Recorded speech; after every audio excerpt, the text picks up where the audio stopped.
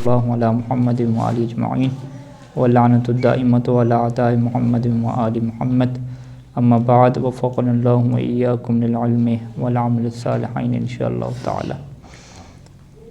اچھا، یہاں پہ عبارت پہنچی تھی کہ وقد یخرج عنہ الی الذم، شرح میں ہم عبارت پڑھ رہے ہیں۔ گفتگو میں ہمارے سامنے یہ بات آئی کہ فعل ماضی میں جو اصل ہے وہ فتح کے اوپر مبنی ہونا ہے، اور یہاں سے یہ نقطہ سامنے آیا کہ فتح کے اوپر جو اس کا مبنی ہونا ہے وہ ظاہری طور پہ مبنی ہونا ہے، جبکہ بعض کا آپ کو لگے گا کہ یہاں پہ اس کے آخر پہ فتح موجود نہیں ہے، اور کیا موجود ہے؟ یا تو ضمہ موجود ہے یا تو سکون موجود ہے۔ وہاں پہ پھر آپ کیا کہتے ہیں؟ آپ یہ نہیں کہتے کہ یہ مبنی علی الضم ہو گیا یا یہ مبنی علی السکون ہو گیا، بلکہ آپ کیا کہتے ہیں کہ یہ ہے تو مبنی علی الفتح لیکن علی الفتح المقدر، ٹھیک ہے، مبنی علی الفتحۃ المقدرۃ، یوں کہتے ہیں۔ جیسے عیسیٰ میں کہتے تھے جاء عیسیٰ، عیسیٰ کو کیا کہتے تھے؟ مرفوع علی الضمۃ المقدرۃ، ٹھیک ہے، مرفوع بضمۃ المقدرۃ۔ تو یہاں پر بھی کیا کہیں گے کہ ضربوا مبنی علی الفتحۃ المقدرۃ۔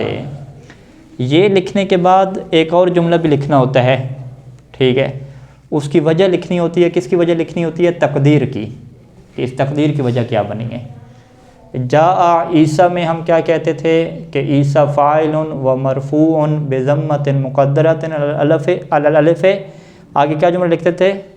وتعذر ظہورها، ٹھیک ہے، للالف یا لاجل الالف، الف کی وجہ سے اس کا ظہور کیا ہو گیا؟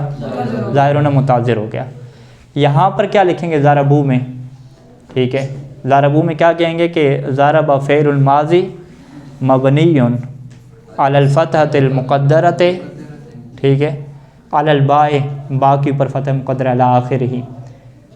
آگے پھر کیا لکھیں گے؟ وتعذر ظہورها للحرکۃ المناسبۃ، ہاں، وتعذر ظہورها للحرکۃ المناسبۃ۔ یہ ایک فقرہ پورا آپ کو یاد کرنا پڑے گا۔ اسی طریقے سے ضربت، ضربتم، ضربتے، ان سب میں آپ کیا لکھیں گے؟ وہی گفتگو لکھیں گے کہ فعل ماضی مبنی علی الفتحۃ المقدرۃ علی آخرہ، اور اگلا جملہ کیا لکھیں گے؟ وتعذر ظہورها لطوال الحرکات، لطوال الحرکات۔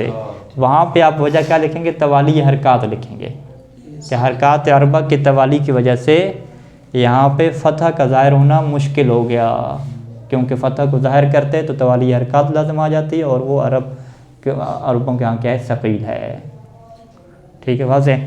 تو اب ہاں خفیف ہے لیکن چاروں اکٹھی نہیں ہوتی نا، ٹھیک ہے، درمیان میں سکون ملتا ہے ان کو۔ اگر درمیان میں سکون نہیں دے رہے، چاروں قسم کی حرکات دے رہے ہیں، تو وہ پھر عرب جو ہے وہ ان کی زبان کی نزاکت ایسی ہے، ویسے تو زبان سخت ہے لیکن جو یہاں پہ ہے وہ کہتے ہیں کہ نہیں جی یہ نہیں چلے گا نظام۔ تو ابھی ہوم ورک آپ کا کیا ہوگا کہ 14 صیغے فعل ماضی کے، 14 صیغے فعل ماضی کے اسی طریقے سے آپ نے لکھنے ہیں، اور آگے جو اشعار آئیں گے، ترکیبیں آئیں گی، وہاں پر بھی جب بھی فعل ماضی آئے گا تو یہ ساری ترکیب آپ کو لکھنی پڑے گی، ٹھیک ہے، اور اسم جو بھی مبنی ہوگا، جو ترکیب پیچھے پڑی ہے وہ بھی کیا لکھنی پڑے گی۔ لہٰذا یہاں پہ مثال کے طور پہ ضربت زیدن ہے، ضربت زیدن کی جو ترکیب ہوگی وہ آپ کی 2-3 لائنوں کے اوپر مشتمل ہوگی، یعنی یہ نظام نہیں چلے گا پاکستان والا کہ ضربت زیدن آپ نیچے 2 لائنیں کھینچیں، ضربت فعل اور ایک لائن کھینچیں کہ یہ کیا ہو گیا؟ مفعول ہو گیا اور جملہ فعلیہ بن گیا۔ نہیں، یہاں پہ اعراب کو بیان کرنا ہوتا ہے۔ اعراب کو بیان کرنا کیا مطلب؟ کہ پورا آپ تفصیل سے شروع کرتے ہیں، ٹھیک ہے۔ ضربت زیدن میں آپ کیا کہتے ہیں کہ ضربت فعل الماضی مبنی علی الفتح علی الباء، آگے کیا لکھتے ہیں؟ وتعذر ظہورها لاجل توال الحرکات۔ آگے پھر تو کا کیا لکھتے ہیں کہ تو فاعل ہے، آگے کیا لکھتے ہیں؟ فی محل رفع کہتے ہیں، ومبنی علی الضم کہتے ہیں، یہ لکھیں گے۔ پھر زیدن کو کیا کہیں گے؟ اس کا مفعول ہے، وہ منصوب ہے علی الفتحۃ الظاہرۃ علی آخرہ. ٹھیک ہے, یہ کہانی ساری سمجھ آئی ہے؟ نہیں تو میں نہیں لکھیں گے, علامت نہیں لکھیں گے, فقط جو جب بھی آپ اعراب بیان کریں گے اس میں آپ نے اعراب اور بنا کا حکم لکھنا ہوتا ہے, یہ مبنی کیوں ہے اور یہ معرب کیوں ہے, اس کا اشارہ تھوڑا سا کرنا ہوتا ہے بس. باقی آپ کرباسی وغیرہ کے حاشیے کو پڑھیں گے کہ اشعار کی وہ ترکیب کیسے لکھتے ہیں تو اس سے بھی آپ کو ایک اندازہ ہوگا. اچھا, یہ سارا مطلب کیا مکمل ہو گیا. اب جو بحث آتی ہے نا وہ مصنف کی عبارت کے اوپر ہے, ابن ہشام کی, کہ مصنف کی عبارت کی کیا تشریح ہے. کچھ لوگوں نے اس کی تشریح یہ کی ہے کہ فعل ماضی جو مبنی ہوتا ہے وہ 3 چیزوں کے اوپر مبنی ہوتا ہے. جس طرح سے اسم میں کہا تھا نا کہ اسم کی مبنی کی 4 قسمیں ہیں, اسی طریقے سے انہوں نے کہا کہ فعل ماضی کی مبنی ہونے کی 4 قسمیں ہیں. یا تو فعل ماضی مبنی علی الفتح ہوتا ہے, یا مبنی علی الضم ہوتا ہے, یا مبنی علی السکون ہوتا ہے. ٹھیک ہے, انہوں نے 3 قسمیں بنا دیں. ہم نے ابھی کہا کہ آپ کو سامنے رکھا کہ نہیں, ایک ہی قسم ہے مبنی علی الفتح کی. مبنی علی الضم اور مبنی علی السکون کوئی قسم نہیں ہے. جہاں پہ بھی ضمہ ہوگا اس کو مبنی نہیں کہیں گے, وہ جو ضمہ آئے گا وہ مناسبت کی وجہ سے آئے گا. ٹھیک ہے, اور وہ جو سکون آئے گا وہ توالی حرکات کے تعذر کی وجہ سے آئے گا, کیونکہ توالی حرکات متعذر تھیں, مشکل تھیں, ثقیل تھیں, تو ہمیں اس فتح کو ہٹانا پڑا. لہٰذا فتح کو اٹھا کے جو سکون آ رہا ہے وہ سکون بنا والا نہیں ہے, وہ توالی حرکات کو ختم کرنے والا ہے. اور جو فتح کو اٹھا کے ضمہ آ رہا ہے وہ ضمہ بنا والا نہیں ہے, بلکہ وہ واو کی مناسبت کی وجہ سے ہے. ہم نے یہ کہا. لیکن کچھ لوگ کیا کہتے ہیں, نہیں جی, ابن ہشام کا کیا نظریہ ہے کہ فعل ماضی میں اصل مبنی علی الفتح ہونا ہے, اور وہ اپنی اس اصل بنا سے نکل جاتا ہے, وہ اپنی اصل بنا سے نکل جاتا ہے اور مبنی علی الضم کی طرف چلا جاتا ہے یا مبنی علی السکون کی طرف چلا جاتا ہے. اور اس کے اوپر انہوں نے کیا دلیل دی, شرح قطر النداء کی عبارت بھی اور قطر النداء کی عبارت بھی. ٹھیک ہے, سب سے پہلے ہم آتے ہیں قطر النداء کی عبارت کے اوپر.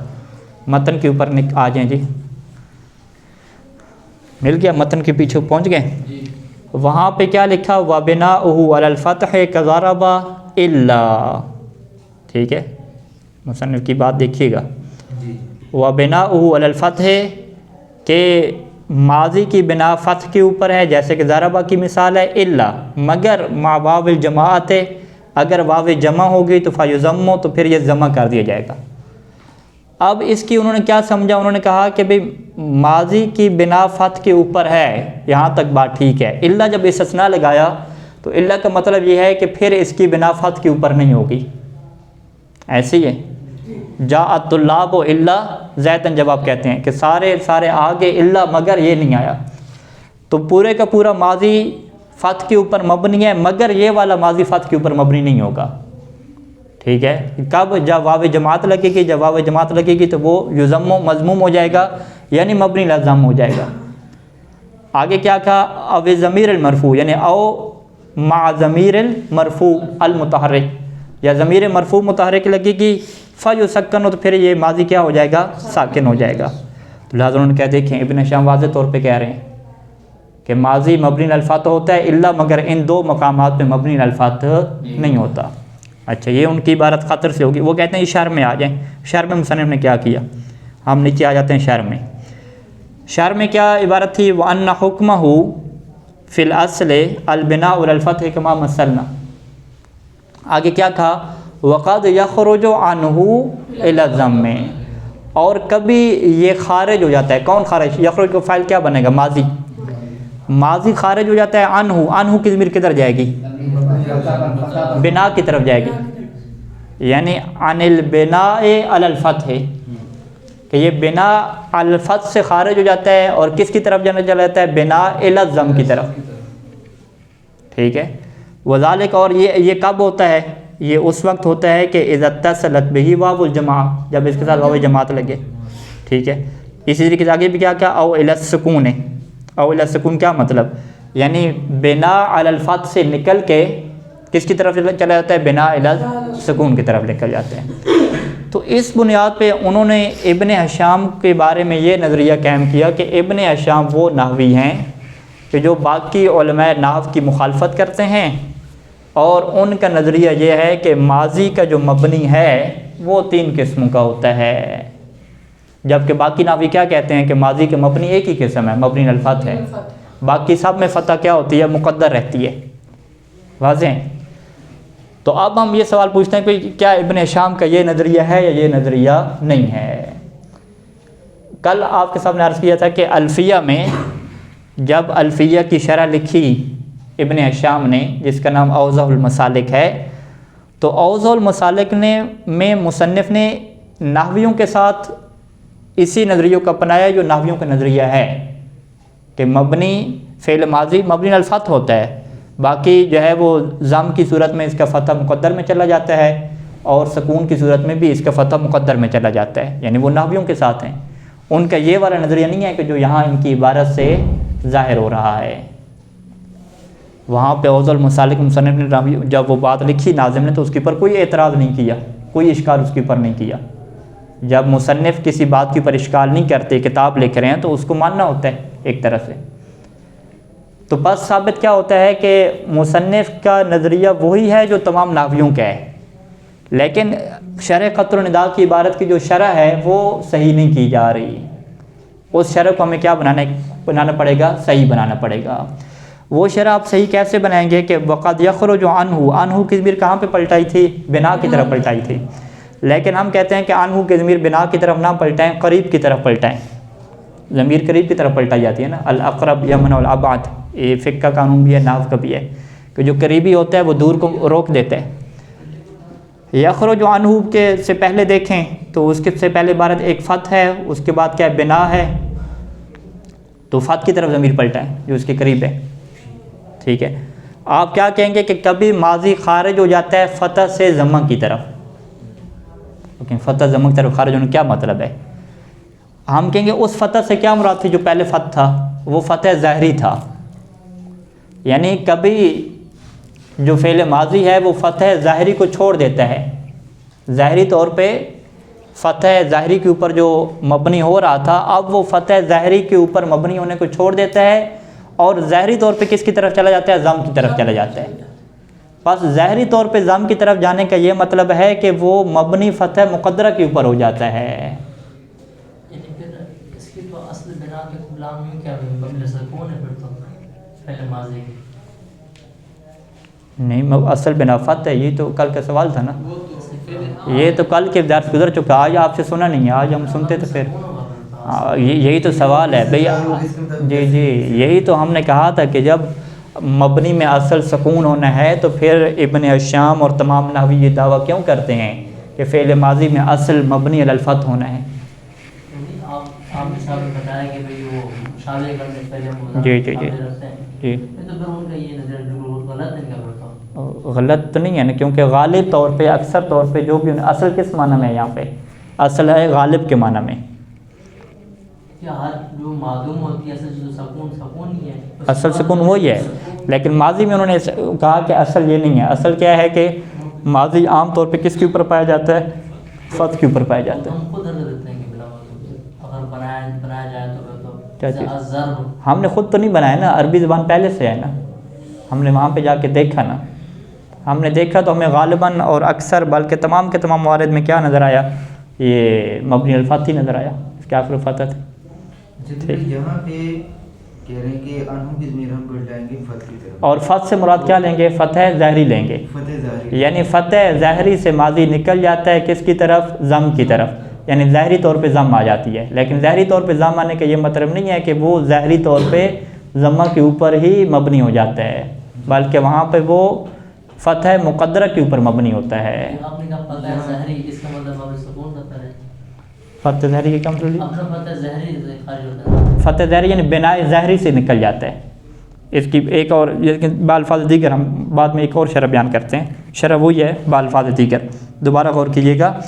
وقد یخرج عنہ یعنی قد یخرج عن البناء الظاہری، معنی کے اعتبار سے کہ ماضی مبنی علی الفتح ہوتا ہے، اور مبنی علی الفتح ہونا کیا ہے؟ اس کا بناء ظاہری ہے، جیسے اعراب ظاہری ہوتا ہے، یہ بناء ظاہری سے نکل جاتا ہے، کس کی طرف چلا جاتا ہے؟ بناء تقدیری کی طرف، ٹھیک ہے، فتح جو ظاہری بنا تھی اس سے نکل کے ظاہری طور پہ ضمہ آ جائے گا، لیکن بنا کس کی چلی جائے گی؟ بنا تقدیری ہو جائے گی وہاں پہ۔ مطلب پھر یہ بھی تو ہے نا کہ جیسے آپ نے پہلے بتایا کہ بھی ہر معنی کے لیے الگ الگ وضع کیا گیا سیغے کو، تو پھر اس کو تعلق نہیں بڑھتا ہے تو کیسے تعلق نہیں؟ سیغے کو تعلق نہیں کہ ہر معنی کے لیے الگ سیغہ وضع کیا، ضربو ضربت، تو پھر اس سے کوئی تعلق نہ رکھ تو کیا تعلق نہ رکھ؟ جیسے ضربہ نا قبلہ، جیسے ہم نے پہلے پڑھا ہے قبلہ کہ ضربہ تو ایک ہی رہے گا نا، فعل تو ایک ہی جیسا رہے گا نا، آگے اس کی شکل فاعل کی صورت میں بدلتی رہے گی نا، ایک فاعل ہے، دو فاعل ہیں، تین فاعل ہیں، مذکر فاعل ہے، مؤنث فاعل ہیں۔ بحث کہاں پہ آتی ہے کہ ضربہ میں جب فاعل اس کے ساتھ لگے گا یا مفعول اس کے ساتھ لگے گا، جسے نائب فاعل کہتے ہیں، وہاں پہ ضربہ اور ضربہ دونوں سیغے موجود ہیں نا، ضربہ ضربہ الگ سے موجود ہیں، حال کے لیے الگ موجود ہے، امر کے لیے الگ موجود ہے۔ تو بہرحال ہم کیا کہیں گے کہ مصنف کی اس عبارت کی دو تشریح ہیں، ایک تشریح وہ ہے کہ جو پہلے بیان کر دی، جو سادہ سادہ تشریح ہے کہ یہ جی مبنی الفاظ ہوتا ہے، پھر مبنی الفاظ سے یہ نکل کے مبنی الضم کی طرف چلا جاتا ہے۔ دوسری تشریح کیا ہے؟ تھوڑی مشکل ہے، ٹھیک ہے، اس کے اندر تھوڑی ہمیں تعویل کا سہارا لینا پڑتا ہے، بغیر تعویل کے سہارے، اسے کیا کہتے ہیں؟ تعویل کہتے ہیں، یعنی بغیر تعویل کے سہارے کے ابن ہشام کی بات درست نہیں ہوتی۔ اور یہ تعویل ہم کیوں کرنے کے اوپر مجبور ہیں؟ کیونکہ ابن ہشام باقی کتابوں میں نحویوں کے ساتھ ہیں، لہٰذا ہم یہ تھوڑی کہیں گے کہ ابن ہشام کے دو دو تین تین نظریات ہیں، ایک ہی نظریہ ہے ان کا، اوضاع المسالک کا، ہاں اس میں انہوں نے یہی نحویوں کی بات قبول کی ہے، ٹھیک ہے، مبنی الفاظ واضح۔ یہاں پہ ایسا کیوں کیا؟ یعنی ایک حاشی نے لکھا، غالباً کرباسی ہیں ایک کوئی اور ہیں، انہوں نے لکھا کہ یہ چونکہ وہ کتاب لکھ رہے تھے مبتدئین کے لیے، ابتدائی لوگوں کے لکھ رہے تھے، تو ابتدائی لوگوں کو انہوں نے ایسے ہی کہہ دیا کہ یار تم ایسا کرو کہ بس مبنی الضم ہی سمجھ لو، کیونکہ انہیں یہ بتاتے کہ ایک مبنی تقدیری ہوتی ہے تو یہ بات کیا ہو جاتی، بڑی مشکل ہو جاتی، تشویش میں پڑ جاتے۔ پہلے تو اصل میں قطر و ندا لکھی تھی، پھر بعد میں اس کی شرح بھی کی۔ ہاں تو انہوں نے یوں کہا، انہوں نے کہا کہ مصنف اصل میں بات نحویوں کی خلاف ورزی نہیں کر رہے، نحویوں کے ساتھ ہی ہیں، یہاں پہ پھر ایسا کیوں کہہ رہے ہیں؟ کہتے ہیں آپ لوگ ابتدائی ہیں، ٹھیک ہے، وہاں یہ کریں گے، ہاں مبتدئین کو انہوں نے یہ بات کہتا کہ مبتدئین کے انہیں کیا پتہ تھا کہ ابھی نجف میں جب پڑھائے جائیں گے تو وہ تو یہ سوال اٹھائیں گے، ٹھیک ہے، یہ لوگ تو دقیق ہیں، اور مصنف ویسے ابتدائی لوگوں کے لیے تھوڑی لکھ رہے ہیں، آگے جا کے جب مصنف استدلال کرتے ہیں ادھر ادھر دلائل وغیرہ، وہ ابتدائی لوگوں کے لیے ہوتے ہیں کیا، ٹھیک ہے، تو کہیں پہ ان کی مرضی ہے تو منطق کے لیول پہ چلے جاتے ہیں، اور کہیں پہ ان کا لیول ہے تو وہ کیا ابتدائی بن جاتے ہیں۔ اب یہ کوئی بات مشکل تھی کہ مبنی کی دو قسمیں ہیں، کہ مبنی کیا ہوتا ہے، ظاہری ہوتا ہے، یا مبنی کیا ہوتا ہے، تقدیری ہوتا ہے، اس کی وضاحت کر دیتے ہیں، ایک لائن ہی خرچ ہوتی ہے نا مزید، ٹھیک ہے، اتنا ٹائم نہ لگتا۔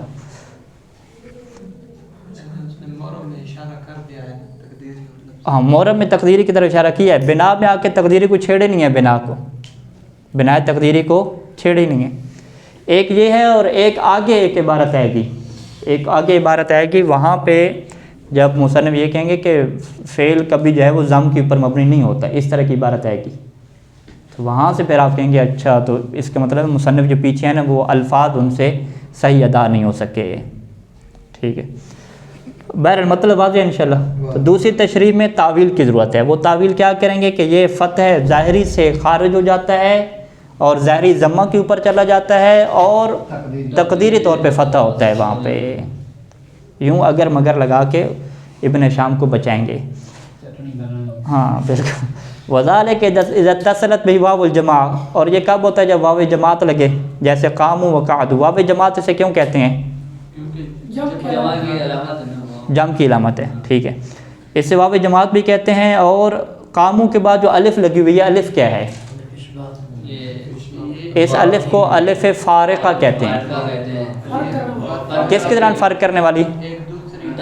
کہ یہ جو واو ہے یہ واو جمع کی ہے، اس کا اپنا لام الفعل نہیں ہے، الفارقۃ بین واو الجمعۃ و واو لام الفعل، لام الفعل کہاں پہ ہوتا ہے؟ ایک ابھی 20 جو سوال بنایا اس میں ایک عربی کا لفظ آیا ہے یبدو، جو بدا کا تھا، جو یہ گمان کرتا ہے کہ اللہ کے لیے یبدو ظاہر ہو جاتا ہے، یبدو میں وہاں پہ آپ دیکھیں گے واو کے بعد الف نہیں لگی ہوئی، ٹھیک ہے، کیوں نہیں لگی ہوئی؟ کیونکہ واحد کا صیغہ ہے، یبدو ظاہر ہو جانا، تو وہ واحد کا صیغہ ہے اور واو کیا ہے، اس کی لام الفعل ہے، یعنی اصلی ہے، جمع کے صیغے نہیں ہے. تو لہذا واو اصلی کے درمیان اور واو جماعت کے درمیان فرق کرنے کے لیے الف لگائی جاتی ہے. اگر وہاں پہ الف نہ لگی ہوتی تو ہم کیا کہتے ہیں، جمع کا ترجمہ کر لیتے کہ بہت سارے اللہ ہیں ان کے لیے ظاہر ہو جاتا ہے. نہیں، وہاں پہ ہم نے واحد کا ترجمہ کیا. یبدو ہے، اور اس کی کیا مثال دیں گے، غزا یغزو کی مثال دیں گے، ٹھیک ہے. دعا یدعو کی مثال دیں گے. یدعو یعنی اس ایک بندے نے دعا مانگی. اب یدعو کی جمع لکھیں گے، ٹھیک ہے، وہ بھی ایسے لکھیں گے نا یدعو، لیکن اس میں کیا لکھیں گے، وہ یدعون واو آ جائے گی نا. اگر لم ہوگا، لم یدعو، تو پھر اس کے آخر پہ ہمیں کیا لکھنی پڑے گی، الف لکھنی پڑے گی. ٹھیک ہے، واضح. تو اس الف کو الف فارقہ کہتے ہیں، یہ ذہن میں بٹھا لیں. اور واو جماعت بھی یہ ہے، اور سر میر کے مطابق یہ واو فاعلی بھی ہے نا، فاعل بھی ہے، جمع کی علامت بھی ہے اور فاعل کی علامت بھی ہے. فاعل بھی یہی ضمیر ہے. اچھا، او الی السکون ہے، سکون کی طرف چلے جاتے ہیں. وہ کب ہوتا ہے کہ اذا اتصل به، جب ماضی کے ساتھ متصل ہو جائے، الضمیر المرفوع المتحرک، ضمیر مرفوع ہو اور متحرک ہو. ضمیر مرفوع ہوتی ہے نہیں ہوتی، مبنی ہوتی ہیں، ضمیر ضمیر سارے کے سارے مبنی ہوتے ہیں. تو مبنی کیا مرفوع ہوتا ہے یا فی محل رفع ہوتا ہے؟ اب تعویل کریں مصنف کو. مصنف کیا کہہ رہے ہیں، الضمیر المرفوع. ہم کہاں پسند تو اس کے لیے ناوی کیا لفظ استعمال کرتے ہیں، الضمیر الفاعلی. ٹھیک ہے، مرفوع کی بجائے اگر وہ فاعلی کہتے تو بات درست تھی نا. کیوں؟ کیونکہ ضمائر سارے کے سارے مبنی ہوتے ہیں اور مبنی مرفوع نہیں ہوتے. تو ان کو کیا کہنا چاہیے، الضمیر الفاعلی المتحرک، یوں کر کے. تو ہم کیا کہتے ہیں، ہم یہ کہتے ہیں کہ جو بڑے نحوی ہیں یہ مبنی کو بھی مرفوع کہتے رہتے ہیں. یہ آپ کچھ بڑی کتابوں میں دیکھیں گے، مبنی کو مرفوع کہتے رہتے ہیں، یا یہ کہتے رہتے ہیں کہ فی حال الرفع، حال رفع کہتے رہتے ہیں. پیچھے اس کی مثالیں گزری ہیں، کچھ مثالیں گزری ہیں، وہاں پہ ہم تعویل کر رہے تھے کہ حال رفع کا کیا مطلب ہے، فی محل رفع. ٹھیک ہے. تو لہٰذا یہ جو ان ناویوں سے ہوئی ہیں غلطیاں عبارت کی، اگرچہ ان کی مراد یہ نہیں ہے، مراد ان کی واضح ہے، تو یہ اس طرح کی جو ہے وہ جملے کہ ہم نہ کہیں. واضح. تو ضمیر الفاعل المتحرک ہے سیدھا سیدھا. کہ قول کہ قم تو وقعت تو وقمنا وقعدنا اور ونسوہ. ٹھیک ہے، یہ ضمیر نسوہ جو ہے جمع مؤنث کی جو ہوتی ہے قمنا اور قعدنا میں، یہ علامت تانیث بھی ہوتی ہے یا نہیں ہوتی، علامت تانیث بھی ہوتی ہے، اور اسی طریقے سے جمع کی بھی ہوتی ہے علامت، اور ساتھ ساتھ کیا ہے، ضمیر فاعلی بھی ہوتی ہے. وتلخص عن ذلك، اس سے خلاصہ کیا نکلا کہ ان له ثلاث حالات. وہ جو تعویل کی تھی ساری ڈوب گئی ہماری. ٹھیک ہے، کہ ماضی کے جو ہے وہ مبنی کے کتنے حالات ہیں، اگر سامنے ہوتے تو مان جاتے. اچھا، ماضی کے مبنی ہونے کے 3 حالات ہیں. ضم یعنی ماضی یا ضم کے اوپر مبنی ہوتا ہے، یا فتح کے اوپر مبنی ہوتا ہے، یا سکون کے اوپر مبنی ہوتا ہے. وقت بینت ذالک، اور میں نے ساری چیزوں کو بیان کر دیا. ہم دقت میں کیا کہیں گے کہ مبنی کی ایک ہی حالت ہے بھئی، مبنی الفتح کی، اور یہی جو فتح ہے وہ کبھی ظاہر میں ہوتا ہے اور کبھی کیا ہوتا ہے، مقدر میں ہوتا ہے. تو مقدر کے ہمارے پاس 2 صورتیں ہیں اور ظاہر کی ہمارے پاس 1 صورتیں ہیں. تو ٹوٹل مبنی کے 3 حالات ہو گئے. ضم کی کیا تشریح کریں گے، یعنی ضم ظاہری ہوتا ہے اور فتح مقدر میں. فتح کی کیا تشریح کریں گے، یعنی فتح ظاہری طور پہ ہے، ٹھیک ہے، ظاہری طور پہ مبنی ہے. سکون میں ہم کیا کہیں گے کہ وہ مبنی کس کے اوپر ہے، فتح مقدر کے اوپر ہے، اور سکون ظاہری طور پہ آ رہا ہے. ہم کہیں گے یہ جو 3 حالات ہیں اس سے مراد ظاہری، اس سے مراد مکس اپ ہے، کھچڑی ہے. کسی جگہ پہ ظاہری مراد ہے، کسی جگہ پہ تقدیری مراد ہے. فتح میں فقط ظاہری مراد ہے. جی ہاں، فتح میں کیا ہے، ظاہری طور پہ مبنی ہوگا نا. ضم اور سکون میں ظاہری طور پہ مبنی نہیں ہوگا، تقدیری طور پہ مبنی ہوگا. ٹھیک ہے. تو اس کا مطلب کیا ہے کہ وہ جو لوگوں نے مصنف کے بارے میں کہا کہ وہ مبتدی لوگوں کو بتانا چاہتے تھے، ان کی بات ٹھیک ہے، ٹھیک ہے. یا سیدھے سیدھے بات یہ ہے کہ مصنف کے لفظوں میں غلطی ہو گئی ہے. جیسے متحرک وہ مرفوع میں غلطی ہوگی، ایسے یہاں پہ بھی غلطی ہوگی، یا پھر ہماری بات مانیں، تعویل کریں. ٹھیک ہے. اچھا، اب یہاں پہ اگلی جو بحث ہے وہ استدلالی بحث شروع ہو رہی ہے، اور اس استدلالی بحث سے آپ کو سمجھ آ جائے گی کہ مصنف جو ہیں وہ مبتدی لوگوں کے لیے کتاب نہیں لکھ رہے ہیں، اتنے بھی بچوں کے لیے کتاب نہیں لکھ رہے ہیں، ٹھیک ہے جی۔ مصنف کہتے ہیں 4 افعال کے بارے میں نحویوں کے درمیان اختلاف ہے، نعمہ، بیسا، لیسا اور عصا۔ نعمہ اور بیسا کا مطلب واضح ہے نا، افعال مد میں سے نعمہ وہ اچھا ہے، بیسا وہ برا ہے، لیسا نہیں، اور عصا شاید امید، ٹھیک ہے، عصا افعال مقاربہ میں سے، لیسا افعال ناقصہ میں سے۔ اب یہاں پہ اختلاف کیوں پیدا ہوا؟ چونکہ فعل ماضی کی جو تعریف ہے وہ چاروں میں سے کسی کے اوپر بھی فٹ نہیں بیٹھتی، ٹھیک ہے۔ فعل ماضی کی تعریف میں 2 حصے ہیں نا، ایک معنی مستقل ہو، دوسرا زمانہ کون سا پایا جاتا ہو؟ ماضی کے پایا جاتا ہو۔ تو نعمہ اور بیسا کا معنی مستقل تو آپ کو مل جائے گا، وہ اچھا ہے وہ برا ہے، پورا معنی مستقل ہو گیا، لیکن ماضی کا زمانہ اس میں موجود نہیں ہے۔ لیسا کے اندر تو مستقل معنی نہیں ملے گا، نہیں کیا ہے یہ مستقل معنی کیا ہے؟ عصا کا معنی کیا ہے؟ شاید، لعل کا معنی ہے۔ تو اسی وجہ سے لیسا کے بارے میں ابو علی فارسی کا کیا نظریہ ہے کہ یہ جب معنی اس کا مائے نافیہ کا ہے تو مائے نافیہ حرف ہے، تو یہ بھی کیا ہو جائے گا؟ حرف ہو جائے گا۔ اور اسی طریقے سے عصا کے بارے میں کوفیوں کا کیا نظریہ ہے؟ کوفی کہتے ہیں کہ عصا کا معنی کیا ہے؟ لعل والا ہے، لعل کیا ہے؟ حرف ہے، لہذا ہم اسے کیا کہیں گے؟ حرف کہیں گے۔ تو لیسا اور عصا کو حرف کچھ نحوی کہتے ہیں، ٹھیک ہے۔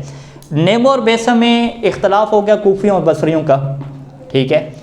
کوفی اور بصری یہ بات کے نحوی ہیں نا، عراق کے ہیں سارے، جو اہل حجاز اور بنو تمیم تھے وہ تو مکہ مدینہ والے ہو گئے نا، ٹھیک ہے۔ انہی کے زبان میں تو ساری گفتگو ہوئی، اشعار انہی کے ہیں، انہی کے اشعار سے ہم نحوی، ہم لوگ سے مراد کیا ہے؟ کوفی اور بصری، یعنی کوفی اور بصری نحوی ہیں۔ ان لوگوں نے کیا کیا؟ اہل حجاز اور بنو تمیم کے اشعار اٹھائے، ٹھیک ہے، اور انہی کے اوپر کیا طب آزمائی کی، انہی میں غور و فکر کیا اور قواعد بنانا شروع کر دیے۔ تو قواعد بنانے والے کون ہیں؟ کوفی اور بصری ہیں۔ جن کی زبان کو دیکھ کر اور جن کے لہجے کو دیکھ کر قواعد بنا رہے ہیں وہ کون ہیں؟ اہل حجاز اور بنو تمیم والے ہیں۔